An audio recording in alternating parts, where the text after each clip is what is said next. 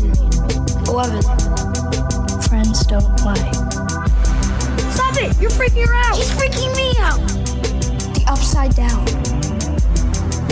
Do you understand what he's talking about? No. I found the chocolate bunny!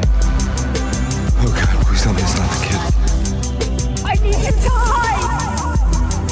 Mornings are for coffee and contemplation. Holy shit. Welcome back. My name is Chris. I'm Andy. And I'm Steve. And this is Streaming Things, the very best Stranger Things recap podcast. This episode is Chapter 7, The Lost Sister. But before we get to that, we got a few business items to attend to, some brass tacks, if you will. If you have not yet subscribed, rated, or reviewed this podcast, you are sorely behind, and that's okay. We are procrastinators here in this world. As human beings, that happens from time to time. I understand. But now's a good time to get to that.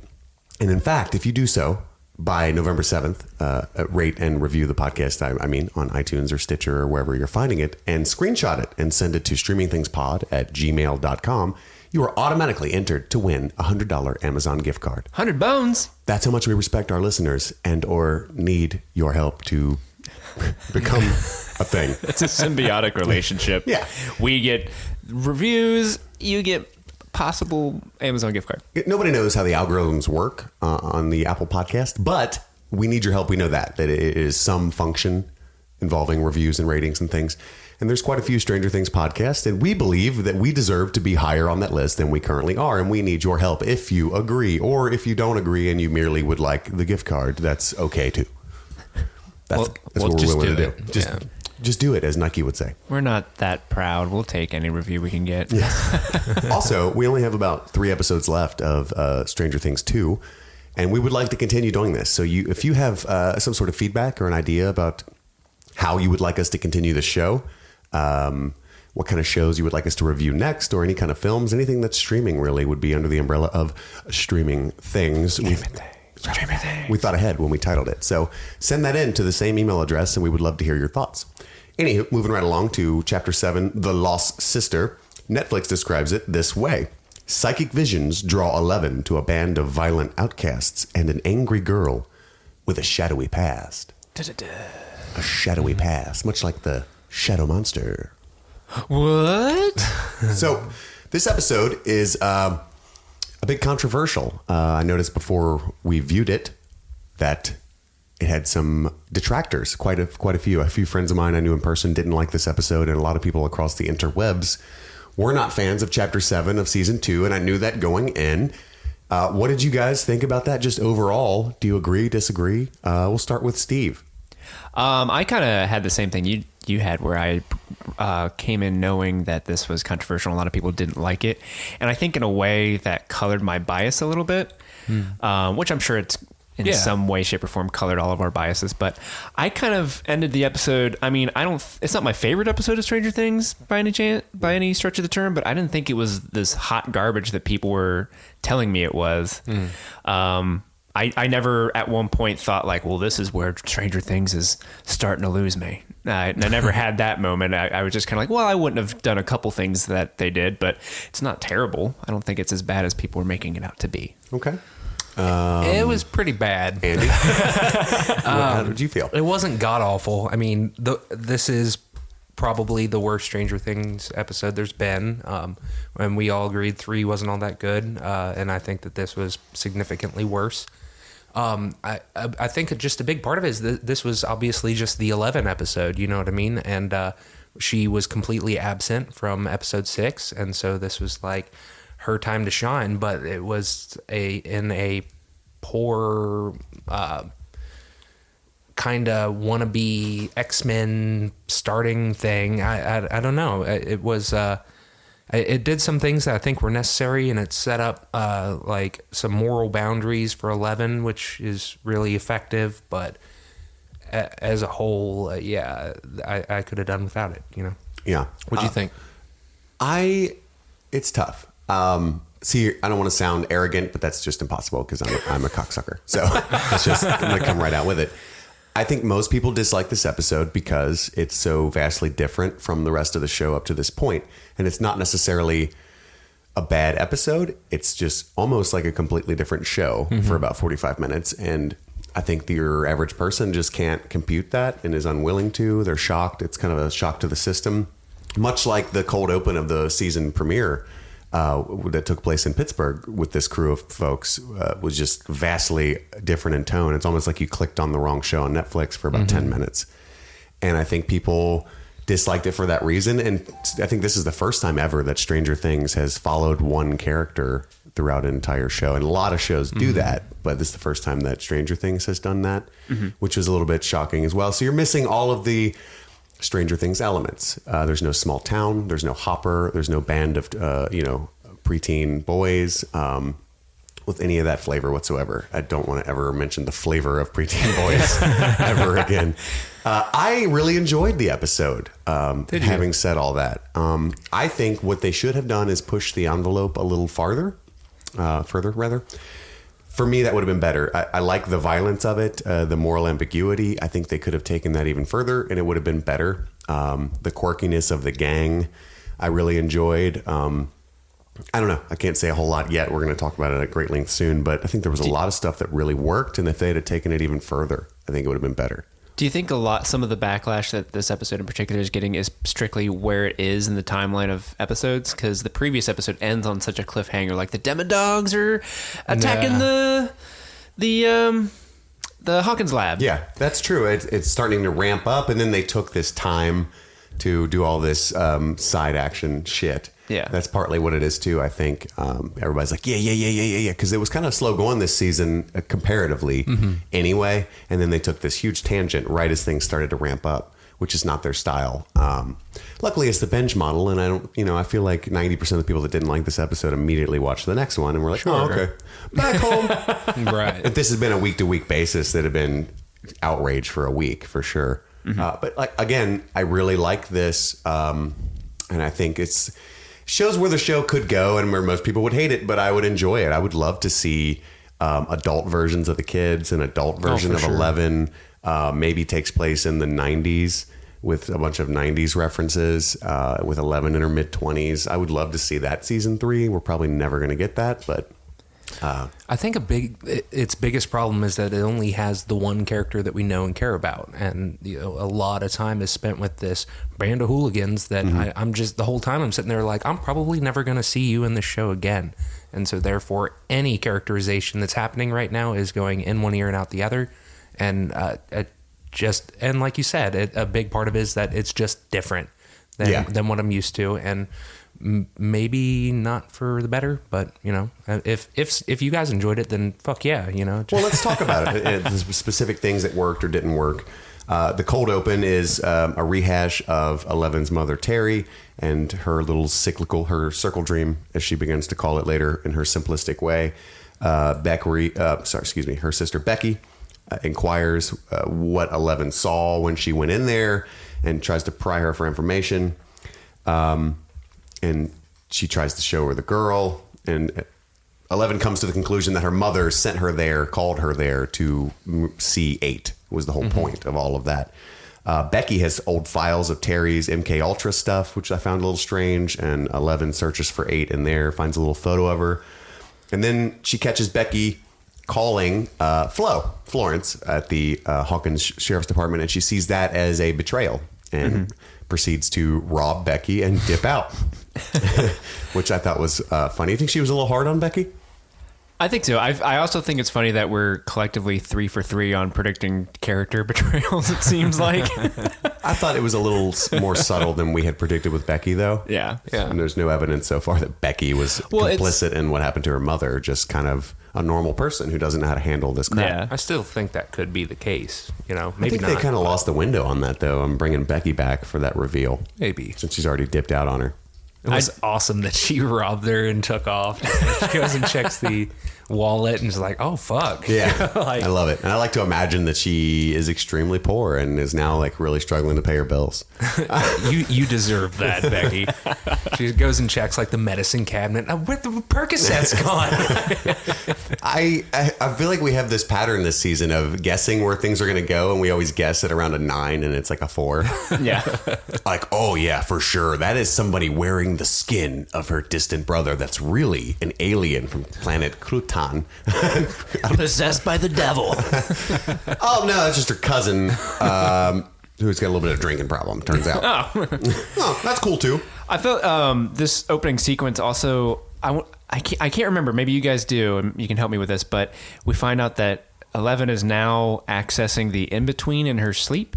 Because She seems to require less and less effort to get to the in-between, for sure. Yeah, because she initially tries to look for 8 and does the whole rigmarole of turning on the TV static and blindfolding her, and she can't find her. Yeah. But then she happens to find her in the middle of her sleeping, and she wakes up and is like, Becky, and that's when she finds Becky calling Flo.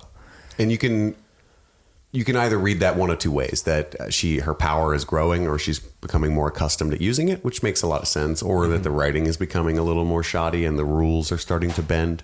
And it's really a matter of how you choose to view it, I think, at this point. Yeah, we'd never really had any sort of set rules for how these powers work, and we've talked about that several times at this point. So, like, how exactly does she do what she's doing, and can she do this? Can they do that? We just still don't even know if the Demogorgons can see. There are a lot of things that are nebulous, but in the grand scheme of things, they don't really matter. You know what I mean? It's like, get the information across and move on. And I, for one, feel that the Duffers have earned the benefit of the doubt, I think, for most of this stuff. They're very tight storytellers. It's pretty consistent that she's getting better. Sure. I mean, they did have a lot less time to write this story, so there's more holes. But again, they've given us the benefit, or we should give them the benefit of the doubt. So we see Terry watching the news on Action 8, and it zooms in on the 8. Very on the nose thing that I still appreciated, as obvious as it was. I kind of liked it. It was kind of a fun, like, we're going to finally see her. We're going to 8's house. Burning in a trash can. Cut to 11, who apparently learned how to purchase a bus ticket very quickly. I wrote that down too. How the fuck does she know how the public transit system works? I mean, it's difficult for me, and I'm almost 30, And she just walks in, I assume, with her tiny lexicon. Promise? I want to see sister. How much money do you have there, young lady? Mama? Okay, well. She just hands them like all the Percocet and shit that she grabbed out of Becky's purse, and they're like, that'll do, kid. Where would you like to go? 8. Okay, Steve, we're going to need some help over here. Friends don't lie. Why ain't your friend? I love the sequence of 11 seeing Chi-Town for the first time. Yeah. I mean, she's never seen a city of any size whatsoever, any kind of... the largest amount of people she's ever seen, I believe, is a school assembly in Hawkins. Right. So it's awesome to see the wonder in her eyes. I kind of got to see Chicago through her eyes, and it was awesome. I mean, I've been there, and it's overwhelming as an adult and for the first time. So it's really cool that the sense of wonder on her face. The guy that bumps her crossing the street, and we get that throwback mouth breather, which I really appreciated. There's a couple fun moments because there's even that shot where she... is smiling like, yeah, this is a cool place, and the police look at her. She's like, oh, don't look at them, don't look at them. Yeah. He's like terrified. They can't see me if I don't see them.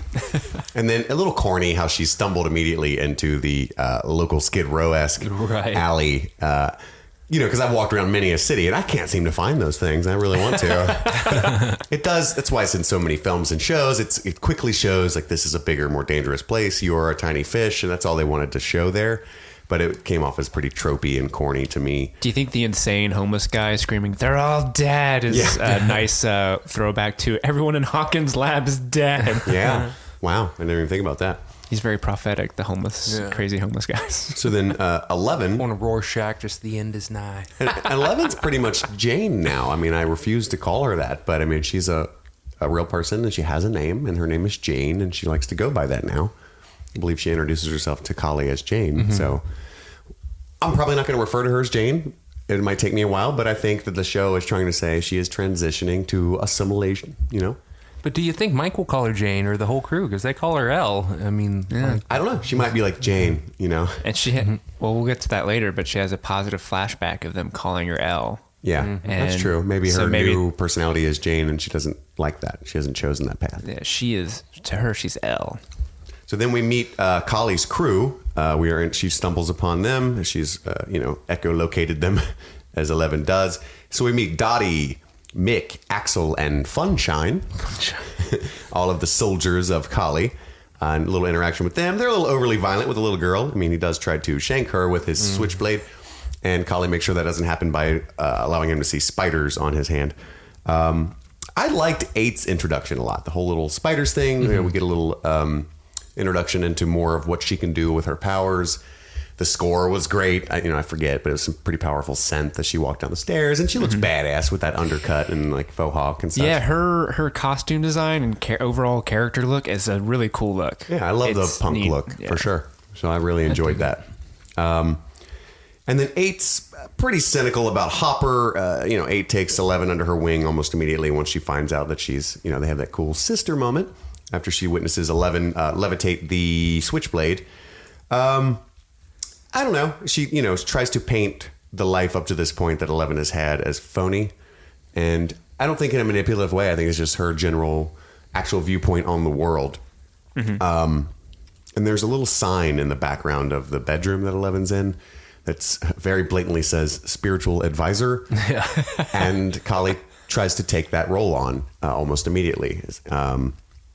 She has that role with the others. Sure. We come to find out. Yeah, I wrote a note. Why is the crew so loyal to 8? Which we do find a little bit about, but not enough to my satisfaction. They're apparently like mental patients that she has freed, is what I come to understand. Not all of them. Yeah, I think Dottie's the only one who is in a mental ward. Some sort of band of orphans. We get this generic like she saved us, and so now we help her out. Yeah, which is kind of generic, but sure. Don't really need to know the background. Just need to know that they're the merry men to her Robin Hood. And we find Who's the out Friar Tuck? Dottie, for sure. We find out immediately that they are straight up assassins that track down old members of MK Ultra and kill them. And that's what they were doing. It was not a bank in the season premiere. It was someone's house. Apparently had a weird alarm. And they straight shot that dude in the face. That was Brinks, man. Brinks alarms don't play. It was ADT. They have really bad luck. Like, anytime they go to kill somebody, the police are there fucking immediately. Well, this episode, it was sort of explained. One of the police officers, as they got into the van in Chicago, like, kind of squinted. Officer Mustache. Which I don't know how he recognized the van that was last seen in Pittsburgh. Right, yeah. But I get that they were trying to show why the cops showed up so quickly last time. Officer Mustache is on the case. Yes, for sure. He is the man. I thought they kind of painted Kali's crew in the D&D party sense. Yeah, a little bit. Because they were like, I do Funshine specifically. Funshine's our warrior. And they each had these little kind of Dungeons and Dragons classes, I felt like. I've got to say this because this is the thing that bothers me most about the episode is, so you got Kali as the leader, Mick is the driver, Axel is the gunman / he's the intimidating one. And then you got Funshine, who's the warrior. Well, he would like to think of himself as intimidating. Sure. Funshine, who's clearly a warrior. He's like the strong dude. What does Dottie do? What the fuck does Dottie do? I don't know. She's our stylist. I'm like, what? And then the whole episode, anytime they cut to Dottie, like, I hated her. And she was the one character in this whole merry band where I'm like, well, she's really redundant and serves no purpose. Why is she there? It reminds me of something I would write, which is why I love it so much, I think. Because she's pretty useless, but I really liked her. She's just kooky. She reminds me of Harley Quinn, sort of. Even in the comics of Batman, you kind of never Mr. buy J. that she's powerful at all. Yeah. Like, oh, she's got a hammer, but she's just a crazy girl. She's cray. So, yeah. But there's a point when they're running from the police down the stairs, and Dottie's still carrying the fly swatter, and that was just a little touch that I loved. Like, I gotta bring this. We might need it. Yeah. I just love touches of madness, and I enjoyed Dottie. We need to back up real quick into a foray that 11 had into the Inside Out, where we find out she can check her voicemail from afar. Which I understand plot-wise why they had to do that. I just thought it was hilarious. She's like, wait, let me check. Beep. Okay. I mean, this whole episode kind of like did like a meanwhile an hour ago sort of thing. Like, after everything that we got in episode 6, it cuts to, in this episode, 11 is just now finishing listening or visiting her mother and seeing her circle dream. And so like we saw that a while ago. And so this was kind of like a backtracking thing. So it may or may not be voicemail. That could be like the timelines or that he catching was up. leaving the call. Yeah, like that's where that's happening. Sure. And so like at the end of this episode where she's seeing the Mike freaking out saying it's a trap, that might not be an old thing. That might be like a current happening right then and there. Because every time she's in the Inside Out, that's concurrent visions she's seeing, right? At least up until this point, I'm pretty sure I always thought they were happening there. Yeah, that's what Andy was saying. I didn't get that vibe, but it makes total sense. Like this is where 11 was during those moments. Mm-hmm. So she's actually arriving since she's heading back, not too far after all that stuff. I don't know, Indiana is probably only like a 3-hour drive. So depending on where Hawkins is. Right. Yes, very much so. next to Steve's house. Yeah, it's about a mile away. Callie's trying to tap and train 11, not tap in that sense, but like to tap the power. Tap the power. Kind of like how 11 was tapping Callie earlier. Tap the power. So yeah, she's trying to get her to move this train, and she trying to train 11. Get it? Little pun there. And apparently 11 is sort of like the Hulk, which we've kind of seen but never really explicitly talked about out loud. About anger is very much tied to the extent of 11's powers, or at least passion and need, rather. Like, she can do small things at a calm state, but she needs to be very worked up to move tons of steel. And she manages to do that. And so Callie's viewpoint on the world is that she needs to let this out. You have to murder for therapy, which is fine. People do see things that way sometimes. Your wound let will it fester. out. Let it out. I did notice that when she kept like having flashbacks of what was making her angry, it was mostly there was a presence of Brenner and the Hawkins Lab people, but it was mostly like visions of Mike and Hopper and her mother. Which I thought was interesting. So I'm wondering if later in an episode she'll have to be tapping into her anger to do something badass, and it's not working, but then she finds the power of love for those people, and that's what makes her super powerful. Oh God, I hope not. Dude, when Callie says, you need to be mad, think about something that makes you mad, the first thing it cuts to is Max skateboarding around Mike. I'm like, really? I mean, that's really accurate though in a child's mind. Yeah. It's like Hopper took my TV. That slut playing with Mike. That's just how kids are. Yeah. And I actually appreciate those little touches. Oh yeah. The Duffers are was a always good really scene. good about remembering what it's like to be a child. So then they find Ray Carroll, the one that cranked it up to 450 on Terry Ives, and apparently used a stun gun on a toddler version of Kali.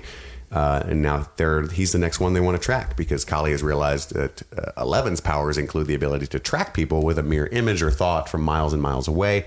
Hey, we can use this to speed things up. Let's go on a death mission right now. And the soundtrack and the score to their little gear up, I just love the score in this episode. I think that's one of the things that really worked for me. They're always using these 80s tracks and synth noises, but there was something a little more devious and upbeat about the one in this episode. A lot more punk rock. Very punky, and I, for one, appreciated it. And I would like to see a spin-off version of this for sure. That was a Runaway song, right? Yeah. That was I believe so. Dead and Justice. I think it was Fleetwood Mac. Yes, almost assuredly. Yeah, I just really love that. I saw Andy really didn't like Punk 11.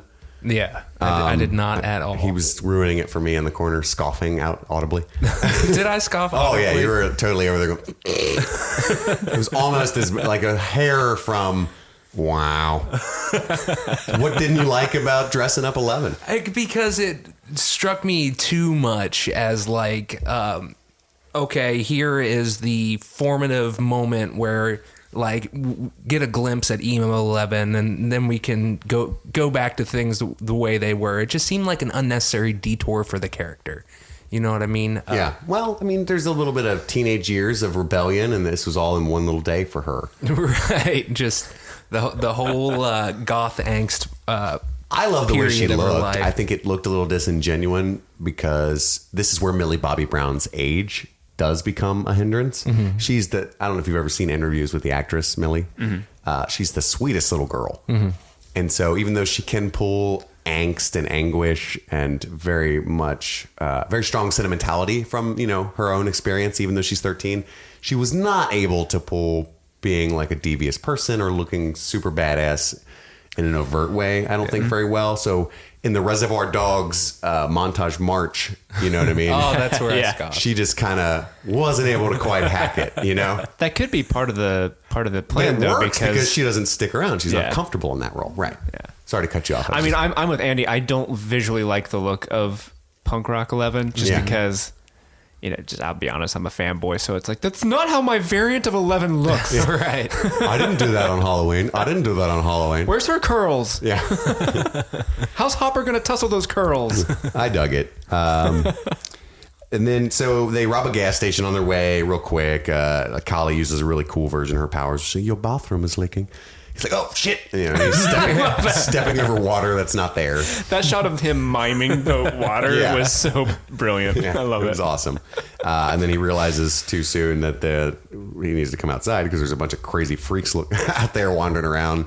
Catches Axel stealing some cigarettes, which I respected. Dottie's getting some Tampax. I love how, yeah, like grab what you need. I think only one person's grabbing food or anything while they're pumping gas.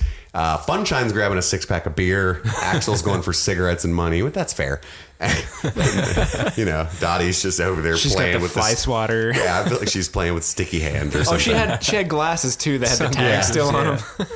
Dottie's awesome. She knows how to live. So anyway, we cut to ransacking Ray Carroll's house. They're robbing him. You know, Callie's trying to get 11 to kill him, which I knew 11 wasn't going to do because she is force choking him. And we all know 11 could melt his brains in a Right. mere flick of her neck or snap his neck by twisting her head a little bit. So since she was taking her sweet time, I could figure we weren't going to. I didn't expect that 50-year-old man to have 2 small children in the back room. Yeah.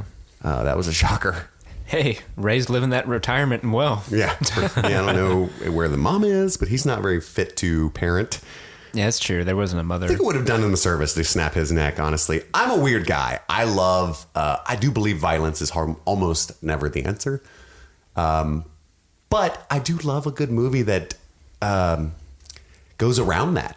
You know what I mean? Like every now and then you'll get a good film because it's a trope to be like, seek vengeance, catch the villain, then decide you're better than the villain and leave them alive, right? Right. Like that's a trope. And then the villain will try to kill them and that's when they kill them in defense or something. Yeah. But I always love, it's usually like a Tarantino flick or something when they get there and they're like, you're better than this. And then they slit their throat. Like, nope. I'm always like, yes.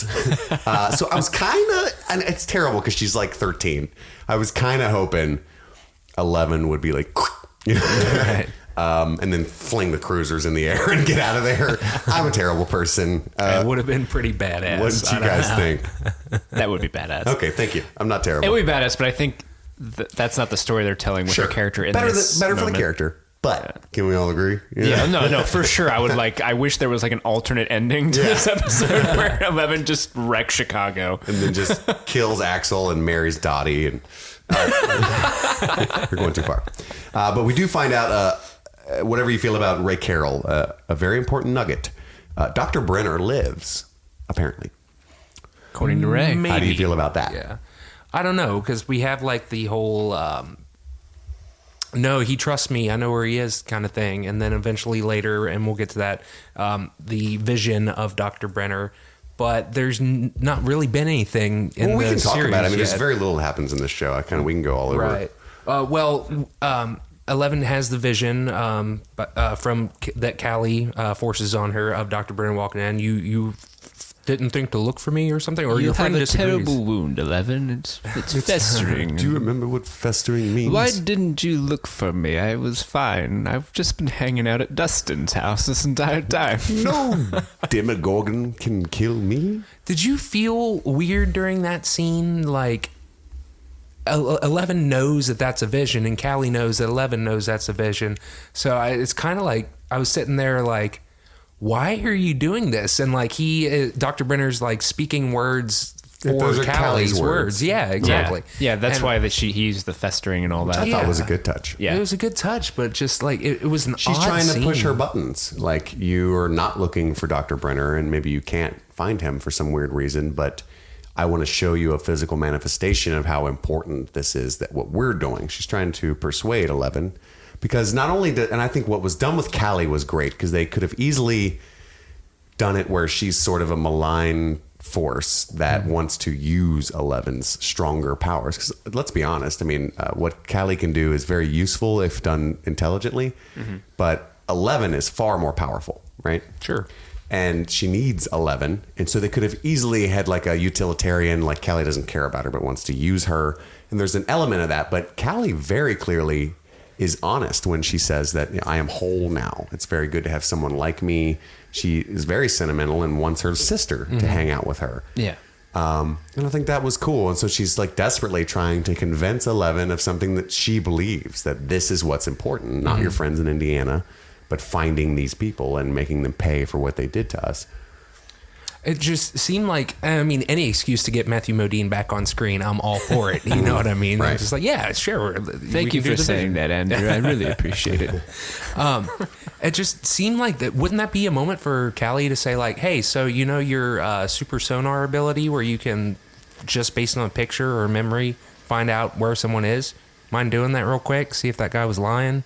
You know, I mean, Yeah. I guess I could kind of skip ahead, but Yeah, and plus it kind of wasn't where the emotion at that time was. She had just stopped her from killing Ray, and so Callie's pissed too. And so she's using her. I don't know. It rang true for me, and I thought it was cool to have like fake Modine on screen. yes, Fake Modine on screen. Fodine. Odin. Nice. That's great. How do you feel about Paul Reiser's performance? He's no Modine, am I right, boys? I think he's a total hack. I'll come out and say it. I don't like saying bad things about people, but Paul Reiser can just suck my dick. Sorry, not sorry. So then at some point, you know, we talked briefly about it. 11 sees that Mike and Hopper are in great danger. There's a lot of emotion in that scene that meant a lot to me. We can talk about in Chocolate Pudding. Spoiler alert. And yeah, 8 does some cool things. Maybe you guys want to talk about. Maybe you don't. Or she like the giant iron wall when they're that fleeing was the police. Dope. I love the shot where she runs upstairs with the rest of the crew and she's like, be quiet, be quiet, be quiet. And they all like stand still. And there's that neat shot where it goes to the viewpoint of the cop. It goes towards Callie. The camera walks past her and then it goes to Mustache Cop and follows him. And when the camera turns around, they're all gone. Like I eat that type of shit up in films when they do stuff like that. It's very good. So I just like that. I thought that was more visually impressive than the steel bars, even though that was really cool too. It was neat. It was very out of place. I felt like Yeah, that's the most. it's like steampunk, like yeah. woo. But I dug it. But yeah, that's the most out there sort of special effect I think they've done so far in For sure. Stranger Things. Absolutely. And then I have Dottie has fly swatter, but we already spoke about that. And then 11 decides to ditch Callie and gets back on a bus, talks to a creepy old lady, and heads back to Hawkins. And that's the end of that episode. There was a cool transition that you guys were both talking about. We didn't. Or did you want to talk about that later? Well, there's a couple things. One thing I noticed in that shot when they're running to the van and the police start shooting, well, technically Axel starts shooting at the police and they return fire. Right. Mick actually is the one, if you watch her, she's the one that grabs 11 and kind of shields her and is like, come on, 11, let's go. Or Jane, let's go. And like, so Mick's actually shielding her, which I thought was kind of an interesting character touch on that. Yeah. But that shot of 11 finally running away and like leaving Callie, I love that sequence of her running away from the van in slow motion and then Callie's like all like distraught and like she's in tears and she looks in the van mirror and there's that cool transition where it goes from her reflection and then all of a sudden it's Jane/11's reflection on the bus. That was a neat. Yeah, that was a really cool transition. Very good editing there. Oh, yeah. Super solid. And she tries to hide her tears from her band of merry men. That was cool. Callie, you know, clearly has not shown very much sentimentality up to this point, I feel like, and doesn't want her little freaks to see it. So that's all we got for the recap. Andy, let's talk about this next segment that we're going to slide right into. Slide right into the chocolate pudding. It's where we go around, talk about our favorite scenes, segments, or sequences of the episode. Go around, pick top 3. Steve, what was your number 3? My number 3 is seeing our good friend Matthew Modine again. I just like that scene a lot just because I'm a huge fan of Dr. Brenner. I love the intrigue of him possibly still being alive. I kind of want to know how he made it out of the high school alive. He looked like he was sharing he wasn't sharing a tender French kiss with the Demogorgon last time we saw him, but I'm interested to see how that plays out. But he's always great to see on screen, and it's nice to know that he's still the central antagonist to 11's psychosis.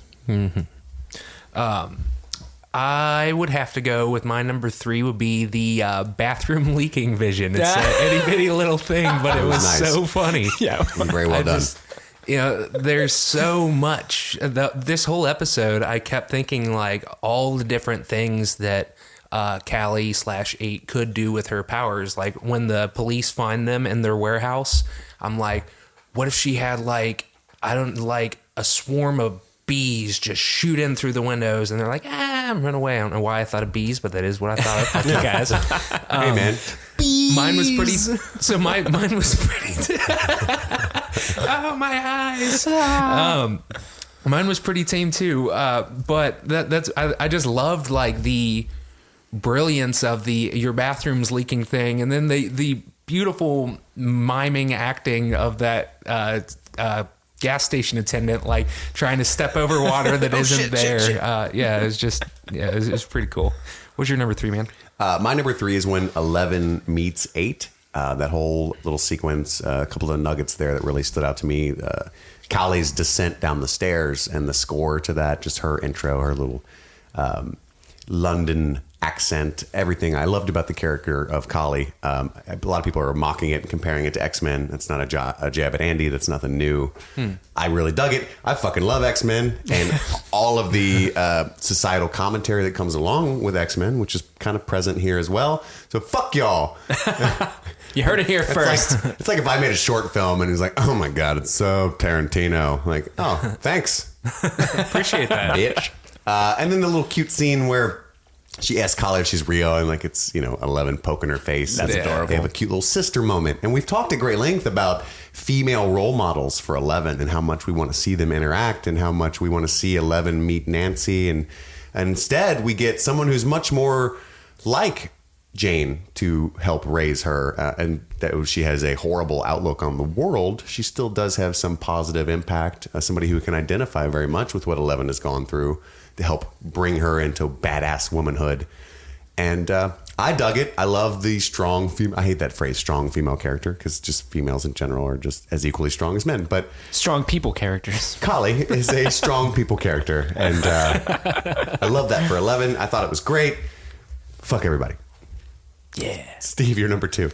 My number 2 is this is kind of cheating, but it's the whole sequence of 11. Oh, that's weird. I know. It happens every episode, but it's the whole sequence of 11 arriving to Chicago up through meeting Callie. We talked before of just the way she kind of lit up looking at this big city, and it's a lot of fun. And then the whole sequence of meeting Callie, everything you just said is spot on. So that's my number 2. Andy, number 2. My number 2 would have to be the hallucination of Dr. Brenner. As odd as I felt the scene was, like as far as like the character motivations between Callie and Jane, it does feel really weird calling her Jane. I don't like it. I'm not going to do it again. No. Between Callie and Elle, I loved having Matthew Modine back on screen. As far as like whether or not he is alive, I don't feel like he is. But So you're still not sold that he's alive? No, I'm not. But I do love the intrigue that it made me feel, because I'm just sitting here watching this like, how the fuck did he survive that? Because the fucking Demogorgon like ate everybody, and it tackles him, and of course he dies, quote, off screen, but it's kind of like, I don't know how you get out of that. But all of that's running through my head when he comes back on screen there. And like for a split second, I was like, holy, how the fuck did he find her? And then when he starts using Callie's lines, I'm like, oh, okay, it's a projection and whatnot. But they got me. They kind of pulled the curtain for a second in front of my eyes. That would be really weird if that was actual Brenner. Like, oh, hey, I just showed up. Yeah. That's what went through my head. I was like, what? I live in the slums now of Chicago. Where's the bathroom, Callie? How do you like the Windy City? I had to kill Axel. I just wanted to let you know. He stuck a knife at me and I shot him. I feel like we're going to see Dr. Brenner with some sort of horrible scarring from his foray with the Demogorgon. And I can almost guarantee that. That's my guess. Putting it on there. Seen some spoilers. He's got a huge, It looks like he has just like a pedal scar like in the middle of his face. I don't know, how would you do like a pedal bite?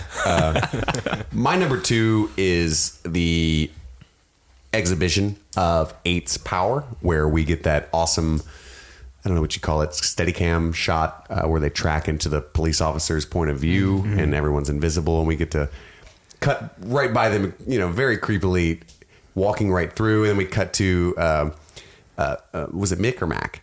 Mick. Yeah, we cut to Mick just terrified, smoking that, like, I wish I hadn't lit a cigarette. What do? I need to ash it. And I'm a smoker, so I know, like, it's going in my eyes. This ash is getting really long. Starts coughing. And I pictured the cop like, they're gone, but it smells like smoke. They can't have gotten far. Yeah. They still smell their smoke. Right. I just love that. I thought that was very creative. It reminded me sort of like X-Men, like Days of Future Past, where they started using really creative ways of showing what the X-Men can do with their powers. Or is it X-People now? Yeah, that's my number 2. Steve, your numero uno. My number 1 is actually the culmination of several things that I think finally led to a moment in this episode. As far back as episode 2 of the season, people have been telling Eleven, "This is your home."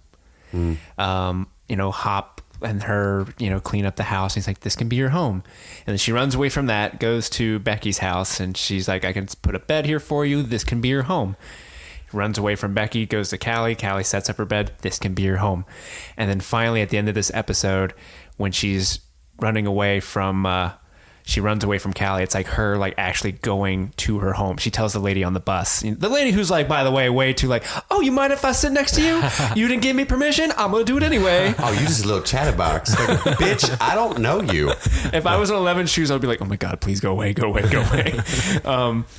But yeah, like that moment where she says, like, "I'm going home," I was just like, yeah, you are. Yeah, you is. Yeah, you are. This little old lady's neck just snaps because she won't shut up. Oh, you little Oh, you just a little chatterbox. Mouth breather. My number 1 is the 8 using her powers to blind the cops. That was a really creative shot. I would love, I doubt it's the case, but I would love to it have been done practically. So, like, it's one take and they're like, "Okay, as soon as the camera gets past here, you guys go run and hide." Yeah. You know what I mean? Which undoubtedly is not how they did it.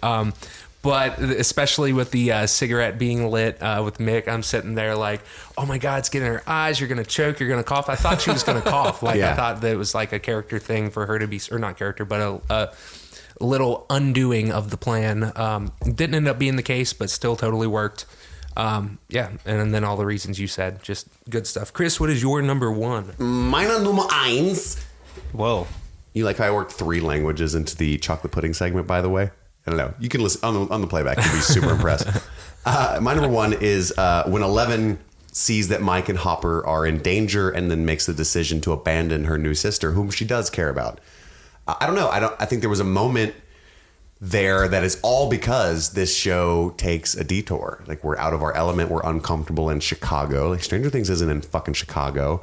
And so when I see Mike and Hopper, I'm able to experience with Eleven the nostalgia and the missing of home. And so it affected me profoundly. I actually shed a little tear, got a little choked up in my chest when she sees Mike, and Millie always does that to me when she just is able to look crushed and vulnerable at a snap of her little fingers. And so she's always able to elicit that. But I think it's only because that the episode is out of its element that it's just, I felt it so strongly. Like, yeah, go home. I need Hawkins.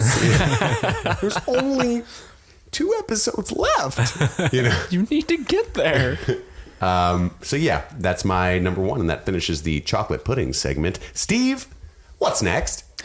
What's next? Why, it's Easter Eggos. What's that? Easter Eggos is a segment where we watch the episode and we write down our favorite references that could be to cultural significant moments. It could be to past films. It could be to past comic books, anything really. Anything that inspires or the creatives behind Stranger Things. Awesome. Who wants to start us with some low-hanging Eggos? I'll start off with the songs I heard in the Eggos. The first song I heard was "Runaway" by the Bon Jovi. The Bon Jovi. You know him? The Bon Jovi. The Bon Jovi. My other ride is Bon Jovi. Have you ever seen those bumper stickers? Yeah. And then also, funny enough, the next song was by The Runaways. That was Dead End Justice. That was during the scene that Chris liked where they're punking out 11.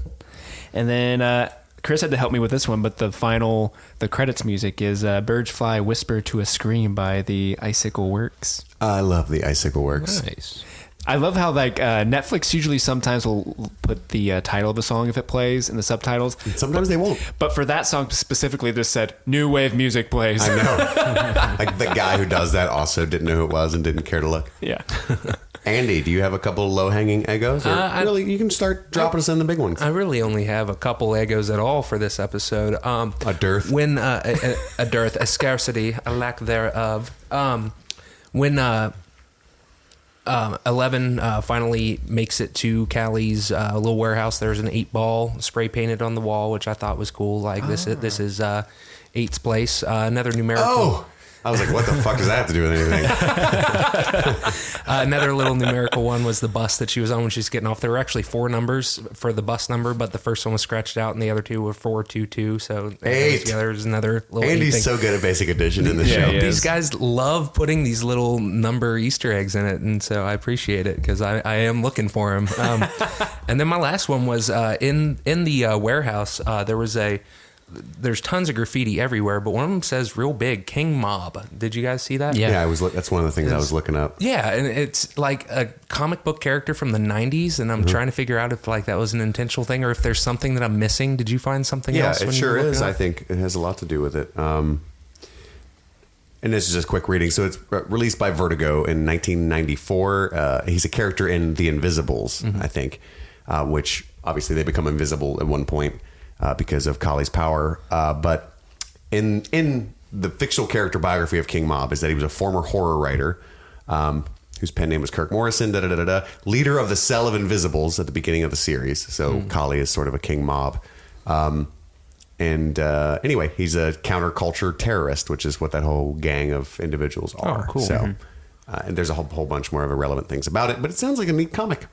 I'm glad to know that I wasn't the only one that got an X-Men vibe from this episode. You said that some other people online have said the same thing, that because that was absolutely in one of my notes I wrote, where is it? Lamest X-Men ever. Well, I mean, we talked about it a few episodes ago where I compared it to Brian Cox. What's his name?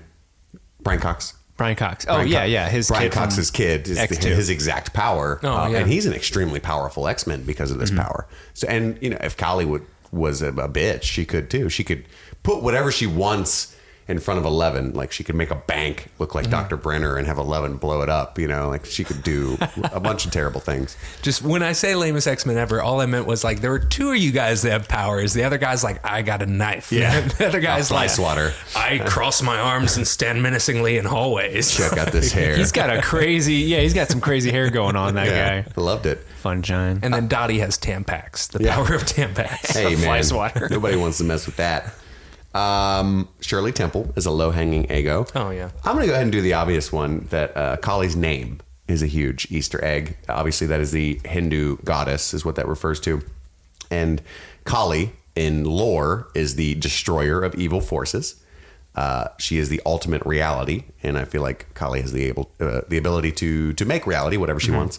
And also a divine protector and liberator. So there's a lot of Harry Potter-esque symbolism to her name, because obviously, what's her name? J.K. Rowling did that a lot. So I don't know how low hanging that was, man. I didn't know any of that. Yeah, I'm not read up on all the cultural terms there. yeah, well, I mean, I knew that Kali was a Hindu goddess, and I was like, I bet there's a reason for that, because I used to have a little mini-armed statue. Oh, okay. So yeah, just did a little quick Wikipedia digging, and I was like, oh, nice, very nice. Stu. So this episode, I felt like there were a couple Easter eggs that kept reoccurring. I felt like this episode was a giant callback to Empire Strikes Back, specifically Luke's training at the hands of Yoda. There's a scene where Oh, nice. Yoda has Luke Tries to- Skywalker lift the X-Wing out of the swamp, and he's like, it's too big, and it's too damn big. You can take it. But obviously, 11 has trouble, moving the car, and Callie's encouraging her to tap into her anger, The dark side. the dark side of the Force. And then at the end, Callie, or I'm sorry, not Callie, but 11 decides to ditch her training, as it were, with Callie to go save her friends, much like Luke does at the end of Empire Very Strikes Back. nice. Which came out in 1980. Damn. That's really good. I took that in a way more wrong direction. We'll find out about that in a second. What was yours? I want to know what your I direction took was. it as a Karate Kid reference with her being like, damn, like it was like a little bitch ass mean Miyagi. And No, I want that as a shirt. Just a picture of Callie and says "bitch ass me." Super works, though, for the whole training montage thing. yeah, I mean, I don't know. I was just thinking of an 80s training thing.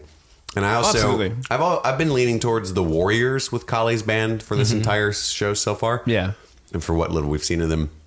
But I'm starting to think it's supposed to be the Lost Boys. That's what I was Yeah, thinking, too, yeah. like with their just hairstyles yeah, and stuff. It just hit me while I was watching it. I was like, oh, there's another 80s property where they dress like this. It's actually much more, I don't know why I'm getting my Modine voice at all the time now. It's actually much more appropriate. So yeah, I'm going to throw the Lost Boys as my final Eggo. And Steve probably has 10 more. Let's do it. Oh, I've got a couple more. I forgot to mention this, but also the Force choking is a Star Wars. You're right. Thing that was obvious. She even has the Darth Vader like hook hand that Yeah. she's And employing. there was no waxing on or off, so I'm wrong. Funshine is the name of Care Bear. Funshine is also the masked Care Bear that he wears in the Nice. scene. So he's wearing the Funshine mask. Hey, we didn't talk about 11's creepy baby mask. Yeah, it's so weird. She's the newbie. I took because the chick was like, Dottie was in the background, like, oh, that's you, baby. I liked it when she had the Casper mask. Yeah. Well, which I guess is another Eggo, but she wears a Casper mask and she does like the ooh spooky fingers with it. Adorable. Ray's watching Punky Brewster, which why is that grown ass man watching Punky And he Brewster? didn't by look happy himself? about it. It was a sad, sad man. And that's my last one. Oh, the Punky Brewster. Yeah. Well, that about does it for Chapter 7, which I believe is the shortest by about 35 minutes of any episode we've ever done. Really? But there was not much to talk about in this episode, really. So if we could keep it all to about an hour, I think our fans would appreciate it. But or maybe they like us going deep. Maybe when they focus an episode on one specific character, there's a lot less to Sure, digest. absolutely. And they might be sitting at home right now like, deeper. And I'm like, I'm giving it all she's got. Which is typically how I respond to that What do you demand. think about Axel's hair? Yeah, right. I'm still waiting for the standalone Baby Holly episode. Yes. Can't Oh, wait. dude, when are we gonna get it? The finale. Duffer Brothers. They're gonna resolve everything next episode. The finale is just like, what's Baby Holly been doing this whole time? Just drinking. That's why there's not much to it. So look forward to Chapter 8 coming up next. And again, if you haven't subscribed, rate, and reviewed our podcast yet, you need to do that so that we can be seen by the entire world. And not just you. Also, tell your friends, tell your parents, tell your cousins. Everybody who watches Stranger Things has the potential to enjoy our wonderful voices. And you're denying them of that by not advertising via word of mouth. Share it with at least 11 people. Yes. And Hey, that's symbolism that I don't recognize, but I'm sure it matters to the show. Being silly. I do. I get it because the character. 11. Or 8 people. See what I did there? It could be 8, but I like 11 more because there's 3 more people to listen to us.